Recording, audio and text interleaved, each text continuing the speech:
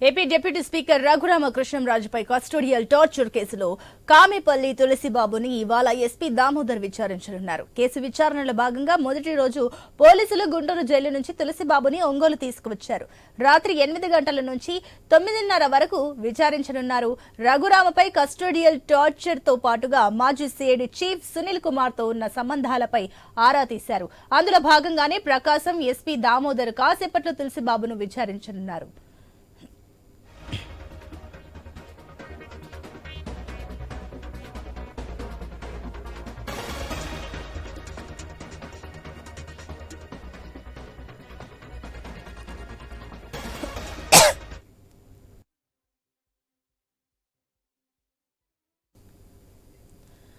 ఇక Raghurama Krishnam Raju custodial torture కేసులో పోలీసులు విచారణ వేగవంతం చేశారు.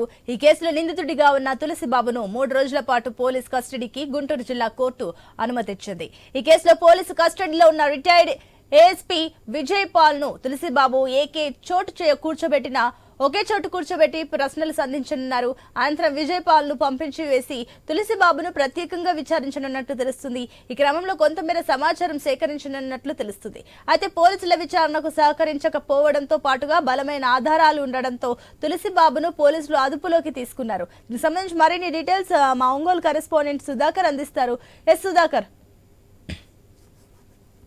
రఘురామకృష్ణంరాజు కస్టోడియల్ టార్చర్ కేసులో పోలీసులు విచారణను వేగవంతం చేశారు. ట్రిపుల్ కేసులో రిమాండ్ ఖైదీగా ఉన్న కామెపల్లి తులసిబాబును 2వ రోజు ప్రకాశం జిల్లా ఎస్పీ దామోదర్ విచారించున్నారు. అయితే కేసు విచారణలో భాగంగా ఏదైతే సోమవారం నిన్న పోలీసులు గుంటూరు జైలు నుంచి తులసిబాబును ఒంగోలుకు తీసుకొచ్చారు. రాత్రి 8 గంటల నుంచి 9 గంటల వరకు ఈ కేసుపై తులసిబాబును పలు ప్రశ్నలతో దామోదర్ బృందం విచారించింది.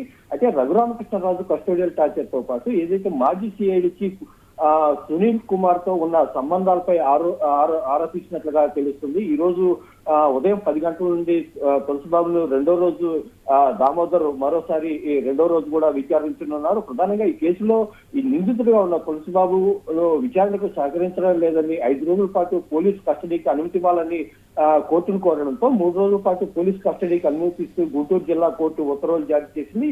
ఈ నేపథ్యంలో సోమవారం ఉదయం ప్రకాశం జిల్లా పోలీసులు గుంటూరు జైల్లో ఉన్న తులసిబాబును అదుపులోకి తీసుకుని వైద్య పరీక్షల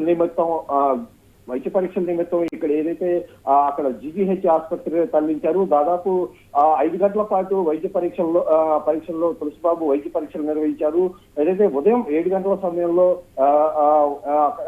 జీజీహెచ్ కి తీసుకెళ్లిన పోలీసుల సిబ్బంది అయితే అతను తులసిబాబు మాత్రం బీపీతో బాధపడుతున్నట్లుగా తెలిశారు. అయితే వైద్య పరీక్షలు నిర్వహించిన అనంతరం రాత్రి 7 గంటల సమయంలో ఒంగోలు తీసుకొచ్చారు. సమయం ఎక్కువగా లేకపోవడంతో రాత్రి 8 గంటల నుంచి 9:30 గంటల వరకు ఎస్పీ దామోదర్ పిలిచారు. అయితే తిరిగి ఈ రోజు 10 గంటలకు తులసిబాబు మరోసారి ఈ కేసుపై విచారణ చేయనున్నారు. మరోవైపు తులసిబాబు విచారణలో భాగంగా ఈ నెల 8వ తేదీన పెద్ద ఎత్తున హడావుడితో తన అనుచరులతో కలిసి ఎస్పీ కార్యాలయానికి వచ్చారు. ఈ నేపథ్యంలోనే తులసిబాబు అనుచరులు జిల్లా పోలీస్ కార్యాలయంలో వెళ్లేందుకు ప్రయత్నించడంతో పోలీసులు వారిని అడ్డుకున్నారు. ఈ నేపథ్యంలోనే ఇటు తులసిబాబు అనుచరులకు పోలీసు అధికారులకు వాగ్వివాదానికి దిగారు. మొత్తం ఈ వ్యవహారంపై మాత్రం ఎస్పీ దామోదర్ చాలా సీరియస్ గా ఉన్నట్లుగా తెలుస్తుంది.